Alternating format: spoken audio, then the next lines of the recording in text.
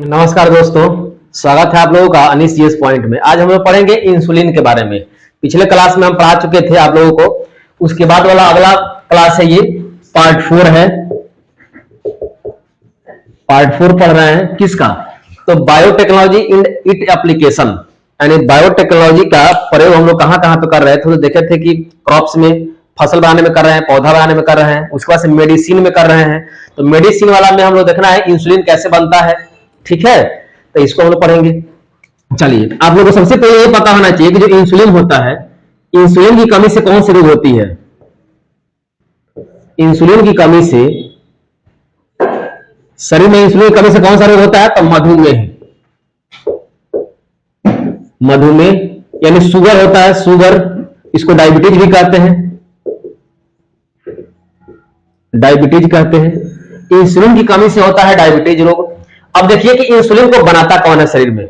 शरीर में हम लोग के जो पेनक्रियाज है, अग्नाशय है, अग्नाशय, हम लोग के शरीर में अग्नाशय जो है, पेनक्रियाज, ये बनाता है किसको? इंसुलिन को। लेकिन इसमें ये भी देख लीजिए कि अग्नाशय के अंदर एक कोशिका होती है, इसका नाम है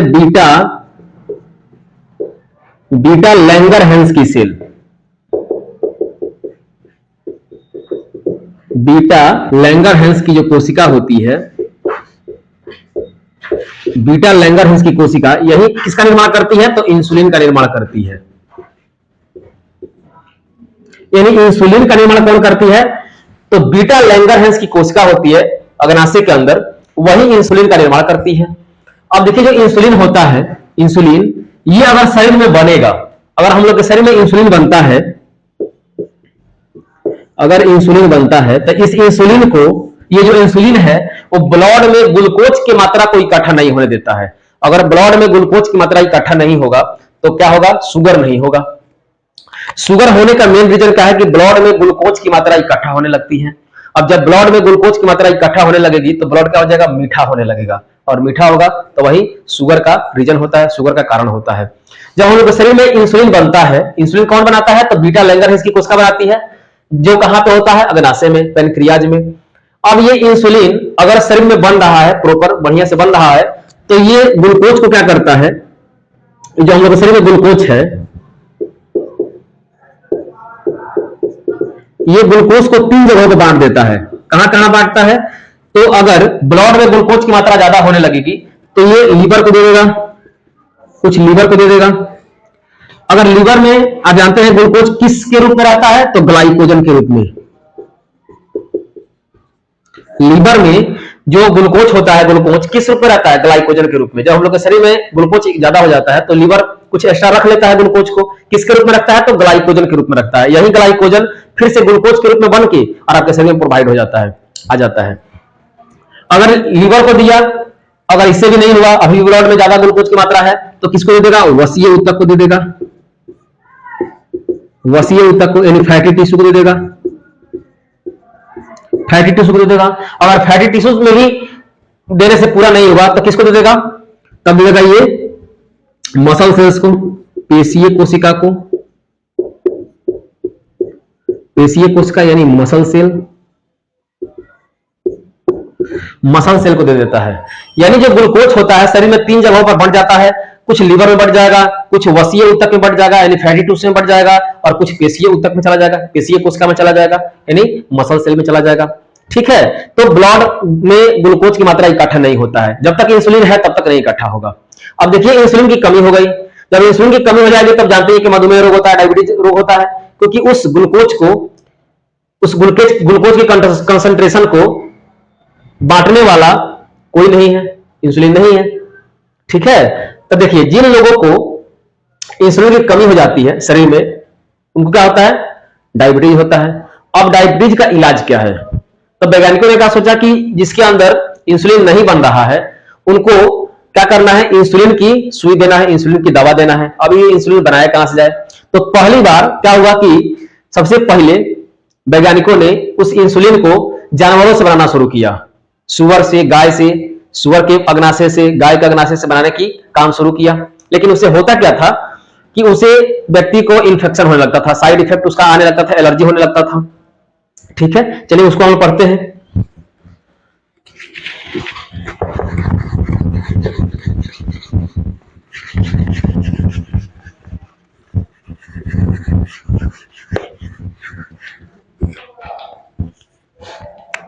शुरू में क्या हुआ, शुरुआत में वैज्ञानिकों ने क्या किया कि गाय से, सुअर से, सुअर की कोशिका से, इन दोनों से क्या बनाया, इंसुलिन बनने का काम शुरू किया। इसे इंसुलिन बनाया गया। अब जो इसे इंसुलिन बनता है, इसको हम लोग क्या बोलते हैं, गाय से जो बनता है उसको बोलते हैं गुमाइन। ठीक है। जो सुअर की कोशिका से बनता है इंसुलिन, सुअर की कोशिका से इंसुलिन बनता है, इसको हम लोग क्या बोलते हैं, पोर्किन, पोर्काइन बोलते हैं। लेकिन आप लोगों को बताया अभी कि गाय के कोशिका से इंसुलिन जब बना और जब सुअर की कोशिका से इंसुलिन बना, तो इसको देने से लोगों को क्या होने लगता था, इससे साइड इफेक्ट होने लगता था। कितना लोगों को सेट करता था, कितना लोगों को सेट नहीं करता था। अब जिसको सेट नहीं करता था उसका साइड इफेक्ट होने लगता था, लोगों को इसकी दिक्कत होने लगती थी। तो इसलिए वैज्ञानिकों ने बाद में क्या किया कि गाय और सुअर से इंसुलिन बन रहा था, इसको छोड़ा और किससे बनाना शुरू किया, ह्यूमन से। यानी ह्यूमन से हम लोग क्या करते हैं, इंसुलिन बनाने का काम करते हैं। अब ह्यूमन से जो इंसुलिन बनता है, जो इंसुलिन ह्यूमन से बनता है, उसको लोग क्या बोलते हैं, ह्यूमलिन। उसको ह्यूमलिन बोलते हैं। क्या बोलते हैं, ह्यूमलिन। अब आप लोगों को पता होना चाहिए कि जो इंसुलिन ह्यूमन से बनता है, तो इसका कोई ना कोई जीन होगा और वो जीन किसी ना किसी डीएनए पर होगा। तो वैज्ञानिकों ने क्या किया कि इंसुलिन बनाने वाला जीन की पहचान किया, इंसुलिन बनाने वाले जीन की पहचान किया और उस जीन को पहचान करके निकाला और निकाल करके उससे इंसुलिन बनाया। कैसे बनाया, इसको हम लोग पढ़ते हैं। ठीक है, देखिए। तो आप लोग को ये बात याद रखना है। ठीक है, ये पूछता भी ऑब्जेक्टिव एग्जाम में, ये ऑब्जेक्टिव के रूप में एग्जाम में पूछा जाता है।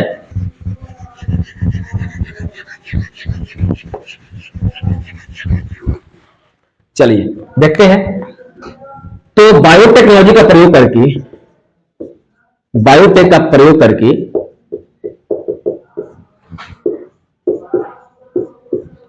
वैज्ञानिकों ने क्या किया, वैज्ञानिकों ने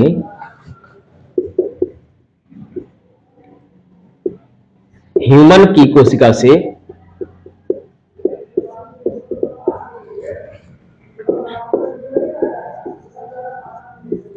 इंसुलिन बनाने का कार्य किया। अब मानव के अंदर इंसुलिन बनाने वाला जीन की पहचान किया गया और पहचान करके उसे इंसुलिन बनाने का काम किया गया। तो आप लोगों को पता होना चाहिए कि ह्यूमन के अंदर इंसुलिन बनाने वाला जो चैन है उसको बोलते हैं पॉलीपेप्टाइड चैन। दो को चैन होता है, एक होता है ए चैन, एक होता है बी चैन। इसको हम बोलते हैं ए श्रृंखला और इसको बोलते हैं बी श्रृंखला। इसको बोलते हैं बी श्रृंखला। एक को बोलते हैं ए श्रृंखला, एक को बोलते हैं बी श्रृंखला। अब इन दोनों श्रृंखलाओं को मिलने से, ये दोनों श्रृंखला जब मिल जाएगा तो हम बोलते हैं इसको पॉलीपेप्टाइड चैन। तो ये दोनों श्रृंखला के मिलने से क्या बनता है, इंसुलिन बनता है, इंसुलिन बनता है। और ये दोनों श्रृंखला डाइसल्फाइड बॉन्ड से जुड़ा होता है। किससे जुड़ा होता है, तो डाइसल्फाइड बॉन्ड से जुड़ा होता है। ये दोनों श्रृंखला किससे जुड़ा हुआ है, डाइसल्फाइड बॉन्ड से।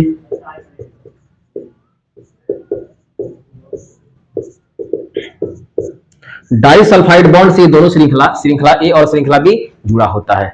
ठीक है, देखिए एक बात और समझना है ये कि जो श्रृंखला ए होता है, इस श्रृंखला पर 21 एमिनो एसिड होते हैं, 21 एमिनो एसिड होते हैं। और जो श्रृंखला बी होता है, इस पर 30 एमिनो एसिड होते हैं। अमीनो एसिड लिखते हैं इसको, अमीनो एसिड।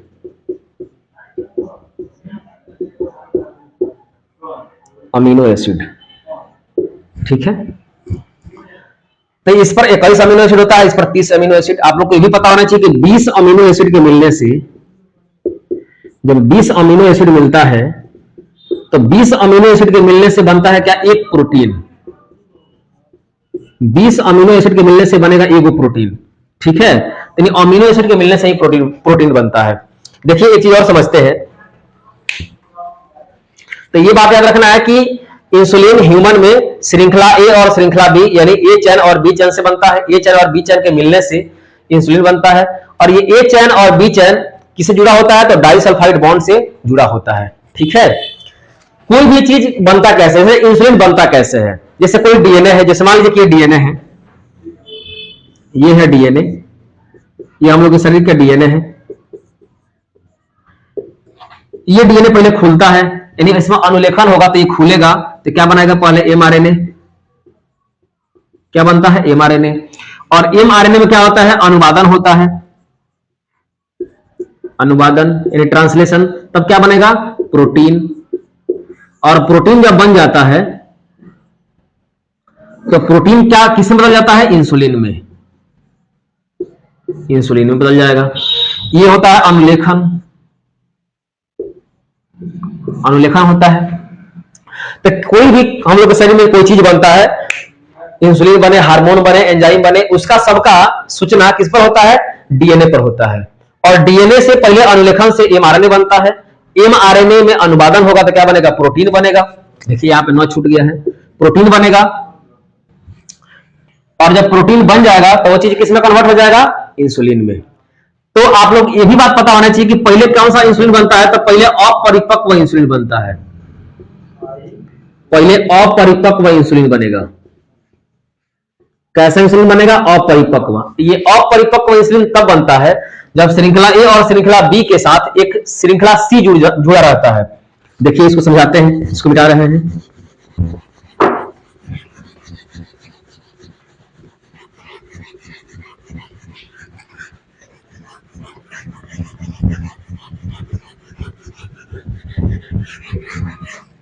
देखिए ये है श्रृंखला ए और ये है श्रृंखला बी।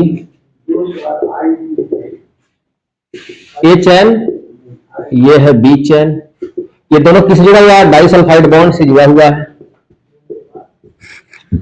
जब इन दोनों के साथ एक श्रृंखला सी जुड़ता है, एक श्रृंखला सी जुड़ जाएगा, सी चैन जुड़ेगा, तो शुरू में जो इंसुलिन बनता है हम लोग की कोशिका से, जब इंसुलिन शुरू में बनता है तो वो कैसा इंसुलिन बनता है? तो अपरिपक्व इंसुलिन बनता है। अपरिपक्व इंसुलिन क्यों बनता है? क्योंकि श्रृंखला ए और श्रृंखला बी के साथ एक श्रृंखला सी जुड़ा होता है। अब ये तीनों श्रृंखला जुड़ा रहेगा तो कैसा इंसुलिन बनेगा? अपरिपक्व। अपरिपक्व इंसुलिन बनता है। अब इस अपरिपक्व इंसुलिन को परिपक्व इंसुलिन में बदलना है, इसको परिपक्व करना है। तो परिपक्व इंसुलिन बदलने के लिए क्या होता है कि सी जो चैन होता है, सी चैन, ये सी चैन हट जाता है। जब ये सी चैन हट जाएगा तो सी चैन जब हटेगा तो कौन सा इंसुलिन बन जाएगा? तब बन जाएगा परिपक्व इंसुलिन।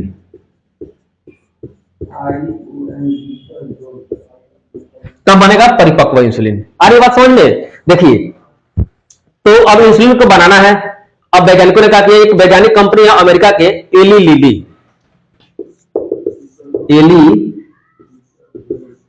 लिली ये कंपनी है। क्या नाम है इसका? Eli Lilly. Eli Lilly. ये 1983 में 82-83 में 1982-83 में क्या किया समझते हैं ध्यान से।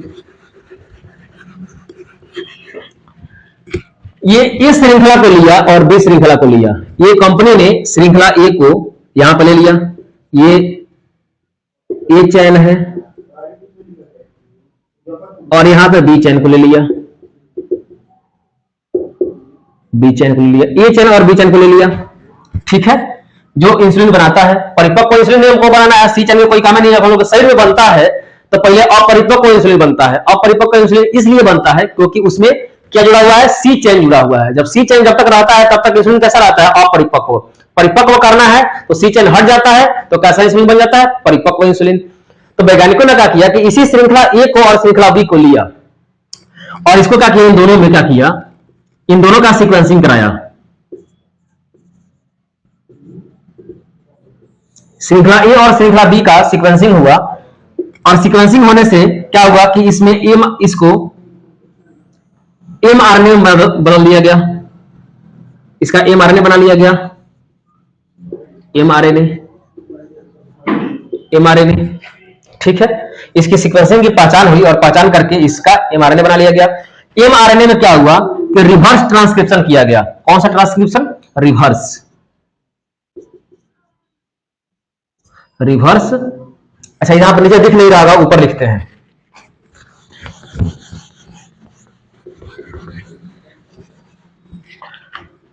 इसको मिटा के आप लोग को ऊपर समझाते हैं, ठीक है।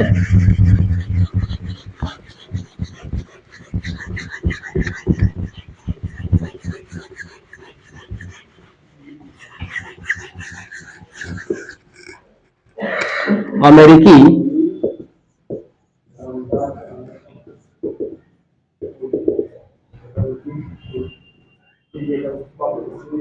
एली लिली वैज्ञानिक कंपनी ने 1982-83 में जो इंसुलिन बनाता है ए चैन और बी चैन, इन दोनों को लिया। यहां पे ए चैन को ले लिया, ए चैन, और यहां पे बी चैन को ले लिया, यह है बी चैन। इन दोनों चैन को लिया गया और दोनों चैनों का क्या किया गया? सीक्वेंसिंग कराया गया। इन दोनों का सीक्वेंसिंग हुआ और सीक्वेंसिंग से क्या बन गया? दोनों का mRNA बन गया। इसका mRNA बन गया और इसका mRNA बन गया। जब दोनों का mRNA बन गया तो इस mRNA में क्या किया गया? Reverse transcription.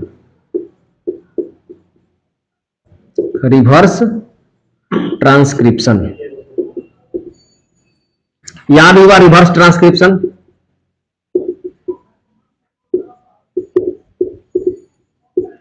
अब रिवर्स ट्रांसक्रिप्शन में यह होता है कि डीएनए से आरएनए बनाने के लिए ट्रांसक्रिप्शन करते हैं। डीएनए से आरएनए बनाने के लिए क्या होता है? ट्रांसक्रिप्शन। और आरएनए से डीएनए बनाना है तो क्या होता है? Reverse transcription. तो ये हम लोग को आरएनए से क्या बनाना है? डीएनए। तो यहां बनता है कॉम्प्लीमेंट्री डीएनए, सी डीएनए इसको बोलेंगे। यहां क्या बनेगा? सी डीएनए, यानी कॉम्प्लीमेंट्री डीएनए। ये सी डीएनए बन गया, यहां पे सी डीएनए बन गया, यानी रिवर्स ट्रांसक्रिप्शन से क्या बनेगा? सी डीएनए।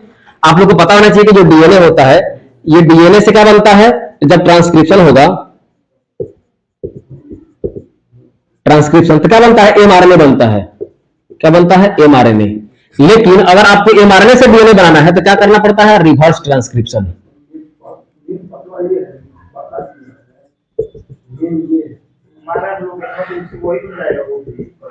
ये रिवर्स ट्रांसक्रिप्शन से बनता है। ये हो गया डीएनए से आरएनए बनाने में ट्रांसक्रिप्शन, आरएनए से डीएनए बनाना होता है रिवर्स ट्रांसक्रिप्शन।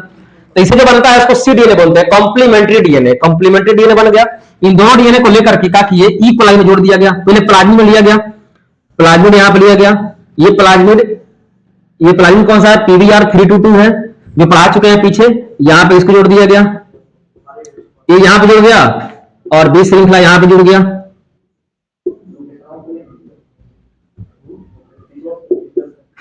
और इन दोनों को क्या किया गया? ई कोलाई के अंदर प्रवेश करा दिया गया। इन दोनों कहां प्रवेश करा दिए? ई कोलाई में। ये है ई कोलाई,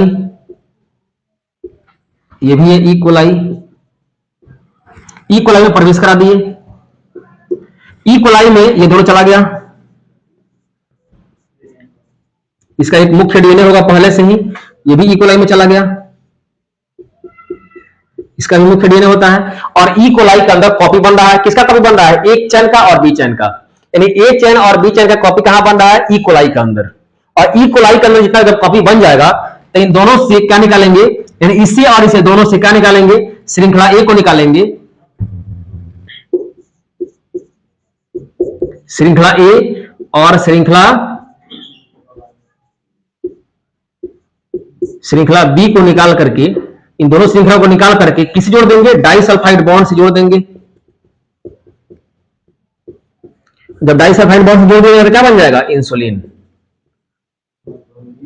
तो ऐसे ही इंसुलिन बना करके, यानी अमेरिकी कंपनी ने ए चैन और बी चैन को लिया, इसका सीक्वेंसिंग कराया, सीक्वेंसिंग करा कर एमआरएनए बना लिया। एमआरएनए से रिवर्स ट्रांसक्रिप्शन से क्या बन गया? सी डीएनए बन गया। और सी डीएनए को प्लाज्मिड में जोड़ दिए।